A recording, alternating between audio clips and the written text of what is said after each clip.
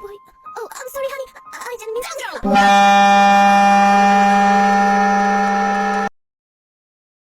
That intro wasn't really related to anything, I just wanted to scare you. Welcome back to I Review Shit, the show. Let's go down the list of things I am not talking about today. I will not be talking about the Minecraft movie because I would be glazing it the whole way through. In an ironic lens, it is one of the greatest films of all time, and it can speak for itself alone. I will not be reviewing the Lilo and Stitch remake because I have not watched it, and if I would like for my fellow internet users to form an opinion for me, I will not anytime soon. I don't know how to transition. What do I even say? Hero and the Weather Miners. An internet-based animated series, a web series, if you will. Considering I began this sector of my channel by reviewing the show's brothers, sisters, best friends, husbands, cousins, sister. I don't know what the hell these are to each other. I just know they have a connection. I started here by reviewing Galaxy Rivals, mid-ass.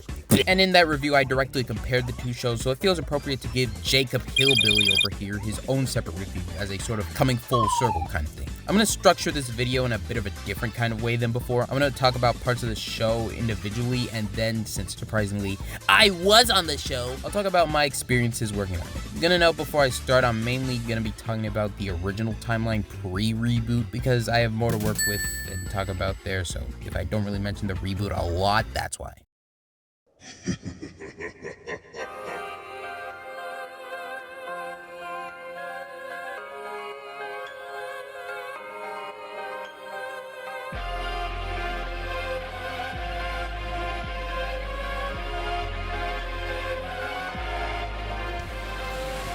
I'm gonna try to speed through the plot synopsis as best I can here, so please bear with me. Jacob Hudson, Selena Ashley, Kenny Miller, and eventually Noah Green are part of a super-powered hero team called the Weather Children, even though 50% of them have no abilities directly related to climate. Their arch nemesis is Undead, a live skeleton puppeteered by the soul of Jacob's school bully, Brandon Williams. The series very evidently does its best to take itself seriously, but whether it sticks the landing is up to you. Instead of going on a plot point basis and summarizing everything, I'm gonna leave 1 or 2 moments from each episode that I wrote down on my notes. Oh yeah, I took notes this time, like an actual reviewer. I wrote down stuff. Shocky. Hey, Selena. Hey, Bella. What's up?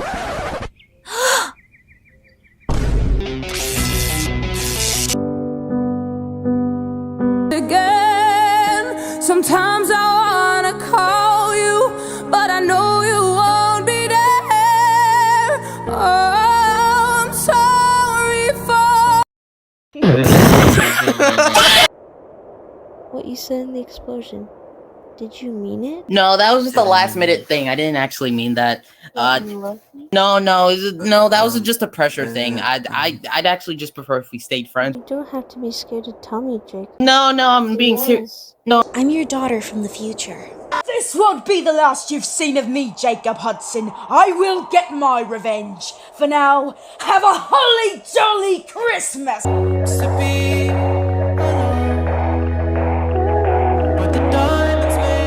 Oh, hell no, I'm not dealing with that.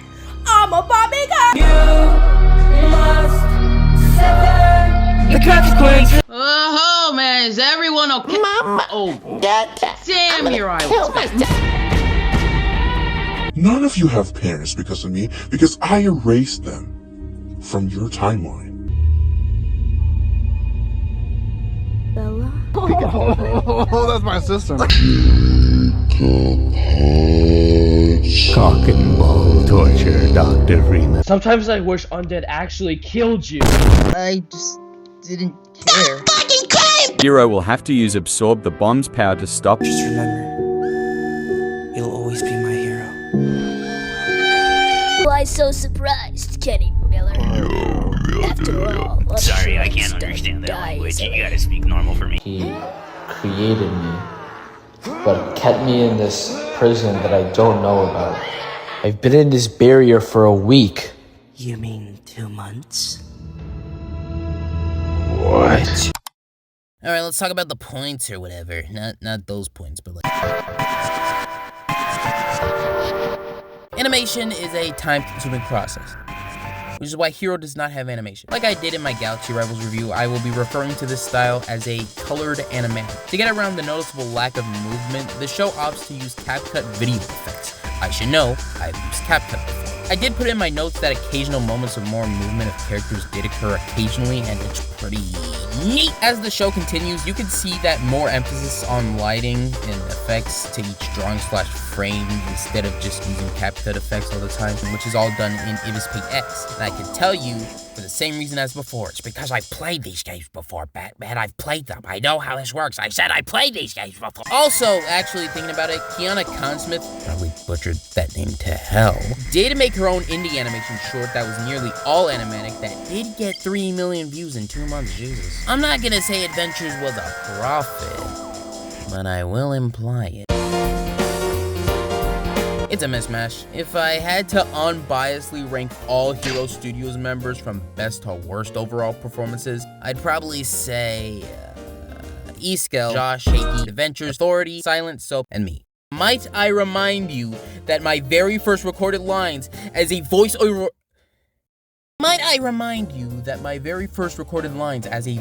artist were in my open dining room. Objectively, I need to be the lowest here. I think when you listen to the show, it's easy to tell who has a better idea what they're doing versus who doesn't. And I'll talk about why I think that is later.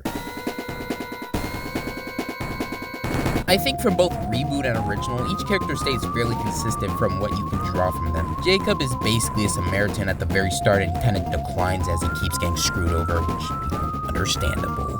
Selena was a plot device for Jacob because she wouldn't stop dying.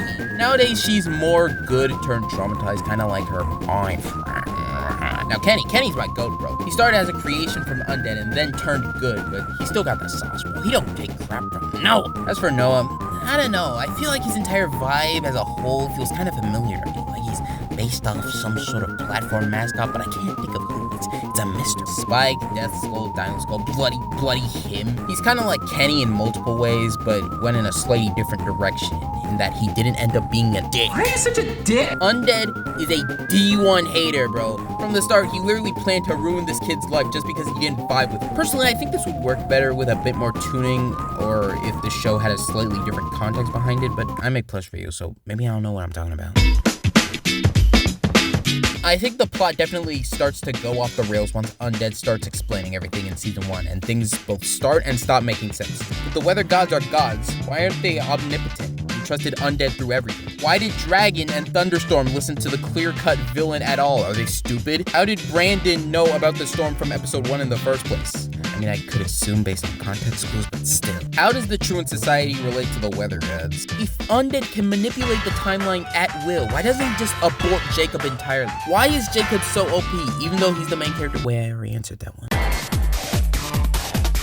Yeah, even though I'm not mainly talking about it, I feel like it's fair enough I should talk about the reboot. You know, at least a bit. Sometime I want to say about 2 years ago, Adventures decided based on the current trajectory of the series and some criticism, wink wink, nudgy nudgy, yeah, he decided to start fresh and use what was left to make something better of it, and it was pretty good. It was only 1 episode and there were no signs of return, but it was pretty good. For reference, I've been through 2 dramas and the announcement of GTA 6 before hatwc reboot episode 2.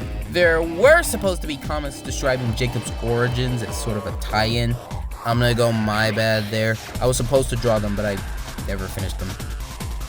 Sorry about that. Honestly, since we don't have anything on this outside the first pilot episode, I can't say very much about it. It definitely has more depth as a pilot than the original, and the jump in quality compared to the 2 are very noticeable. Like, you can tell that, you know, a lot of time has passed, and, you know, everyone's really started to, like, learn and know what they're doing and, you know, get used to everything. So, you know, I think everything was just, like, overall improved. You know, Undead has hair, and the hero suit isn't spandex, although at that point I'm nitpicking. I played the fast one. What the Terminator? I'm not gonna complicate how this all works. For the bulk of all hatwc related activities, my role boiled down simply to get lines, record, send. Not kidding. Going back to my point on the voice acting from earlier that I said I was gonna go back to, if my experience was similar to everyone else's on the show, then I think that's why the voice acting was a mixed bag. I'm too lazy to ask any of them why, because I don't feel like getting more people in this right now. Because, like, why would I do that? I think Ryan Drummond, very underrated guy, you might have heard of him before, maybe not. His situation recording, especially for Sonic Adventure, is pretty similar to what I had to deal with here. When we did the first Sonic Adventure, we did not get a script, and we didn't get any kind of storyboards to look at, or they didn't have any animation done. We literally had a list of lines to read. And in that list was no direction on who you were talking to. You didn't know what was going on in the scene. You didn't know if that person you were talking to was across a football field or standing right next to you. We didn't have any of that information. So a lot of the lines, especially in the first Sonic Adventure, they come off not sounding quite right, probably because we just recorded the line and we didn't know how they were going to use it. I had nothing to do with the story at all. That's all him. Adventures just gave me the words and I interpreted it the best I could. Sometimes it worked, and other times, paired with my lack of experience, and even though I look back on my performances and cringe and cry, would I ever want to go back to yes? Yeah, well, I don't think that hatwc is the greatest thing in the world, and its glaring issues are, well, glaring issues. I would take a chance to re-enter this world in a heartbeat, especially with the direction of this fresh, not fresh, but this fresh reboot. The story's not done, and if Adventures won't bring it back, then I'll ask for ownership of the franchise and probably do something with it, I don't know. In conclusion, all in all, to close things off, therefore, ultimately, overall, finally, to conclude, I often think about Hero and the Weather Children the same way I think of cookout food at midnight after not eating anything substantial for hours. True story, by the way. Damn, this is some good slop. Even with its problems and my involvement generally not being good, it still has a special place in my heart. Maybe think about what would happen if I continued down this path of being a voice actor, which in itself I'm starting to think about right now, which kind of inspired me to finally make this video right now, honestly. Like, I started getting more back into using TikTok once those Brooke and Jubal radio show clips started hitting my For You page. They got me back onto the platform, kinda, and along with seeing this one TikTok where someone was basically calling for people to be part of a Discord server to voice act or be part of the show or whatever. I found a USB mic on the shop that's like square and it has funny knobs, and I'm thinking of getting one or cheesing it as for my birthday since that's coming up. I don't know what I'll do yet, but anyway, do you guys think I could be like a legit good voice actor? Might start reaching out on like Casting Call Club or TikTok to do more of it if you guys think so. Let me know in the comments. And,